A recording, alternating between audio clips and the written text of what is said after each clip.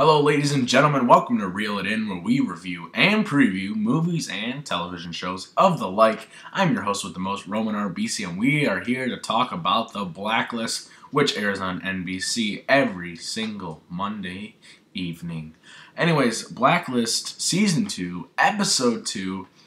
I like this episode a lot better than the premiere of Season 2. It was very engaging, very fun, very intriguing, very mysterious. Very interesting. Nothing vague, nothing bleak at all. Out there, all out and everything. It was a lot and so much fun. Just so much fun. I had a lot of fun with this episode.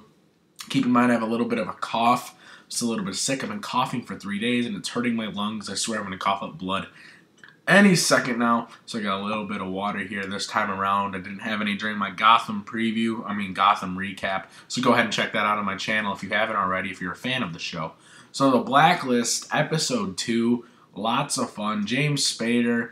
I'm just going to compliment James Spader every single time I recap The Blacklist because this dude is awesome.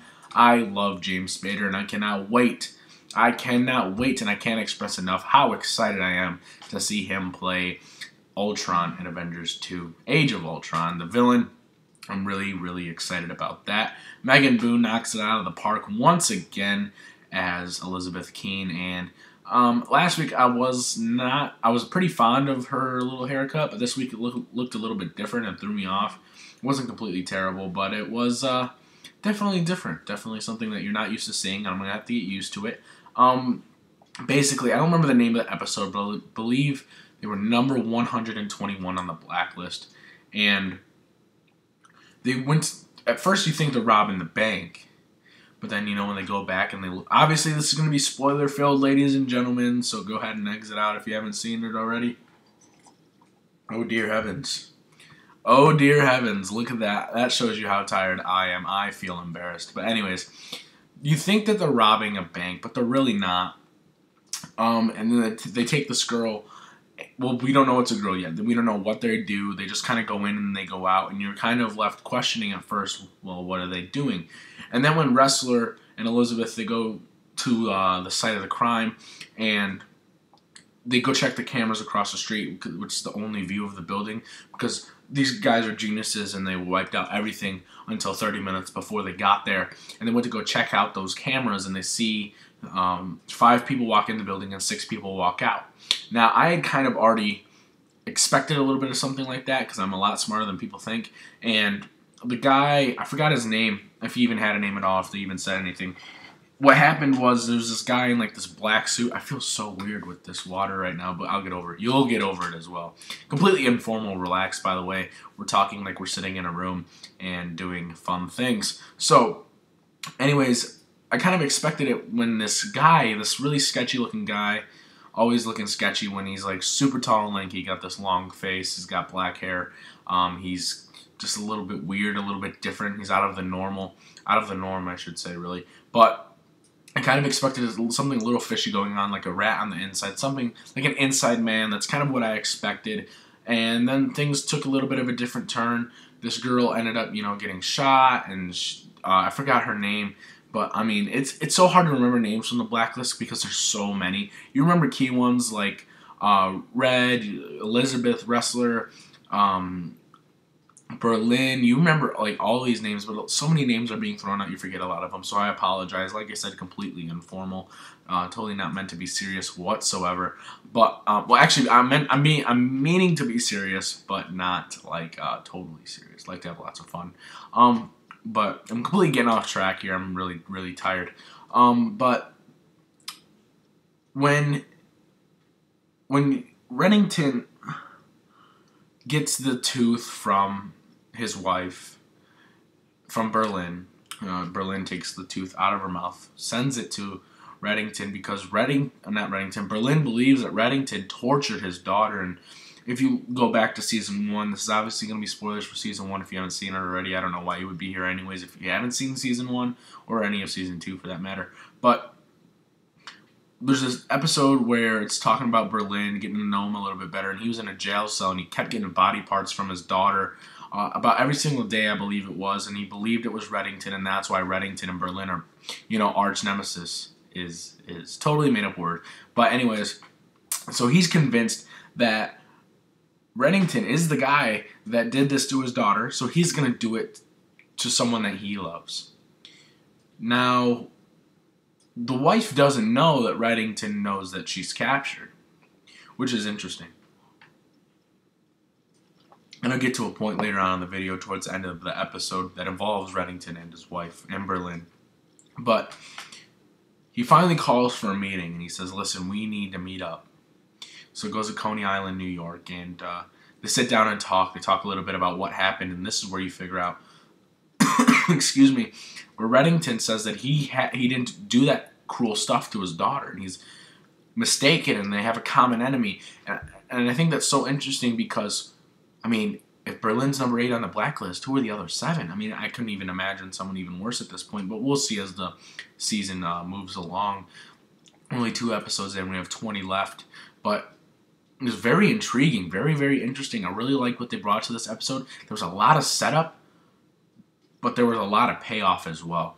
You got paid off with a pretty interesting villains, really smart villains trying to find this girl, killer. You have this guy that's really sketchy that works at the bank in Poland, and the jelly donut thing, and I don't remember a lot of stuff from the blacklist because so much is going around at once, because towards the end of the episode they throw you a bunch of goodies. Here's what could happen, foreshadowing, here's what could happen in the preview, and you're like, oh my god, I can't wait, but wait, what did I just watch? So I guess it's worth watching again because I really liked it. I have it recorded, but I think, you know, Berlin is going to be here to stay for a while. He wanted that money transferred. He wanted all this to happen. He's trying to make Reddington's life hell. He's trying to make the world hell. I wouldn't say he's like a great villain, but he's an okay villain. Like, I don't feel feared. Like, I want to be like, or I want to hate a villain. I want to hate this villain extreme. What are you doing, fella? I'm sorry, my little brother walks in the room. It's kind of late right now. And I don't know why he's awake. But like I said, completely informal, so no one cares what you think. Anyways, where was I at? I completely lost my train of thought. Yeah, he's an okay villain. Like, when you think of a villain, you want to hate a villain. You go to Sons of Anarchy. There's some people you just hate on that show. You just hate it.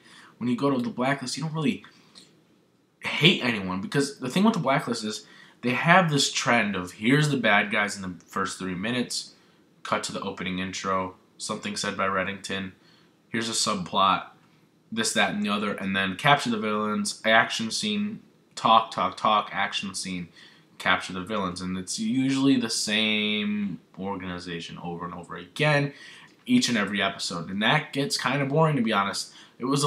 Things have obviously been cleaned up throughout, you know, the past 2 episodes and the latter half of season 1, but it's kind of frustrating because I want villains to have this long continuing arc that just does some demonizing ass things. There's so many other shows that do these type of things where you have these character arcs, these villain arcs that are just so threatening and so brutal, and you want that and you want to see it, but we can't seem to get that with Berlin, and I don't feel that way anyways. When he talks, I don't want to hate him. Everything that comes out of his mouth, it kind of makes a little bit of sense, and to be honest, I'm not a fan of the Berlin character at all. I wish they could have done a little bit better. It's not something I'm going to take away from the episode because I liked it so much. He's obviously going to get a robotic hand because he was talking to that dude about the hand, and he's like, go make me one. So that's going to be interesting to see instead of like this weird like hook thing. So anyways, it was a pretty good episode. I just can't get attached to Berlin at all. Every single actor kills it. Wrestler looks like he's popping some pills. He looks pretty depressed. He's been depressed since Audrey was killed off in season 1. So I want to see where that character goes because I really like Wrestler a lot. He's been through a lot of crap. He has been on some rampages. He's been wanting to keep peace and stuff like that. He wants to get the job done. He wants to get it done and over with so he can move on with his life. And probably a little bit of foreshadowing, a little cheesy. They did the classic, excuse me. They did the classic, you know, the main girl puts her hand on the main man's shoulder and it zooms in on it, and total foreshadowing. Something's going to happen between Wrestler and Elizabeth. They're going to have probably some intimate moments. Wouldn't doubt that one bit. It's kind of looking like where it's going. The show is kind of predictable, to be honest, but I still really enjoy it. Even when I can predict things, I like to be like, haha, I was right, and stuff like that. But I really like the show. I really like for the show to just like completely take off and focus on this Berlin villain. But they obviously need to throw a little bit of a subplot here and there and have some connections throughout the show between the Blacklist and Berlin. They always seem to find a connection, no matter which way you put it. They have this girl that can transfer money and stuff like that, and they always find a way to do it. And that's not like completely terrible at all. But you know, you keep seeing this repetitive structure of an episode each and every time. So, but the ending definitely pays off for every single episode. It makes me more excited every single week. And I really can't wait for next week at all. I know my Blacklist reviews, recaps, and analysis, and breakdowns, whatever you want to call it, aren't as good as my other ones. It's just so hard to talk about the Blacklist unless you have someone else, because I miss a lot of things sometimes with that show, and I've noticed that myself, and it's something I've been slacking on, so I'm going to work really hard. I'm probably going to start taking down notes, because there's so much information you have to gather from the show for 45, 47 minutes, however long the episode may be.